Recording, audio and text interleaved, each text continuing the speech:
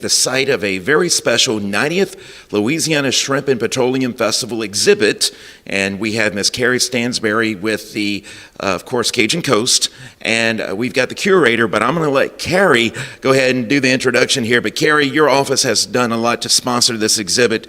Tell us how it got started, and then we're going to have a tour. Well, I sit on the Atchafalaya National Heritage Area on the board.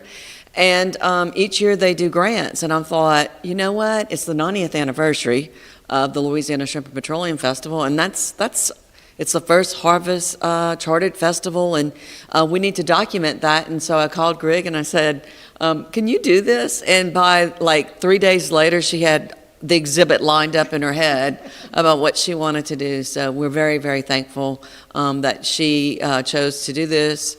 And we're thankful to the Atchafalaya for providing some funding for it. Right.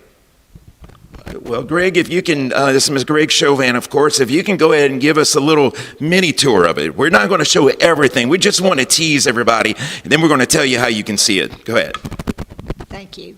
We have some items here from the former queens. We have some scrapbooks from former queens, but the history goes back to 1936, and so there are panels that document year by year some of the interesting things that have happened over the years. 1936, I'm not going to do it all, but it's a local labor demonstration. They were marching with placards down 2nd Street. The next year there was a blessing of the fleet, but interesting things have happened over the years. People jumping off of bridges, swimming 5.5 hours to arrive here. There have been 5 black festival queens because there was a color division of the festival. There were children who were kings to begin with. The first mature king happened in 1946. We have had governors here, celebrities here. I'm looking at 1950, 53 girls competed in the pageant. Lots of people. We have had 300 boats being blessed at times over the course of the festival. And the history just goes on and on. It's extremely interesting. Baby contests happened. There were shooting contests. There were model airplane contests, horse shows that included horses with buggies. And of course, the timeline goes on and on. It just keeps going. It does. I'm going to skip ahead to some of the more modern times, closer to my era in 1975, which was 50 years ago, by the way.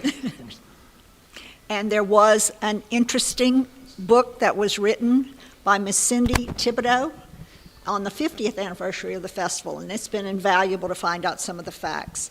But we have the old crown that was designed by Blaine Kern, who does the Mardi Gras floats in 1975 and was worn by queens for about 10 years. Yep, I recognize that name. Right. And, of course, so many names that are in faces.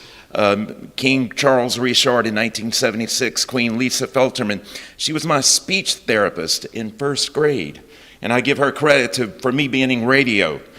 And Lisa was here Monday dropping things off and talking to us about the festival. Yep. Mr. Richard had this beautiful statue built that's in the auditorium now. It's dedicated to Alberta Gendron, who was very instrumental with the festival.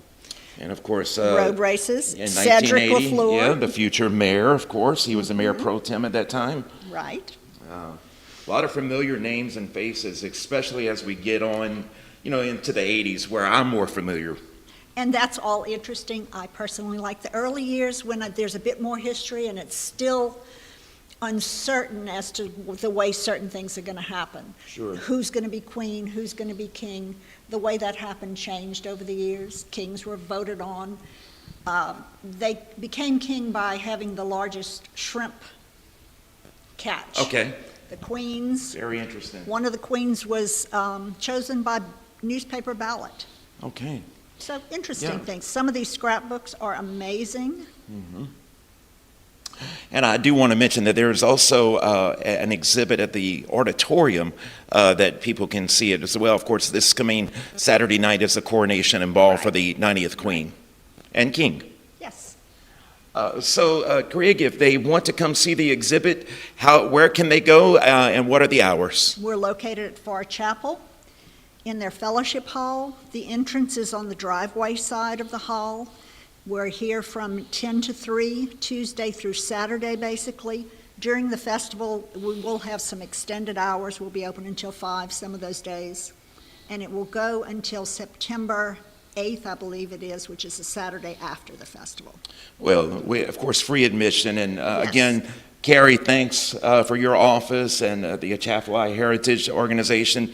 Ms. Grigg, for everything that you've done to put this together. It's amazing, and we encourage everyone to come out and help celebrate our 90th festival this year. And that's going to wrap it up for me. And I'm Brady Borrell for KQKI News, your local news and sports leader.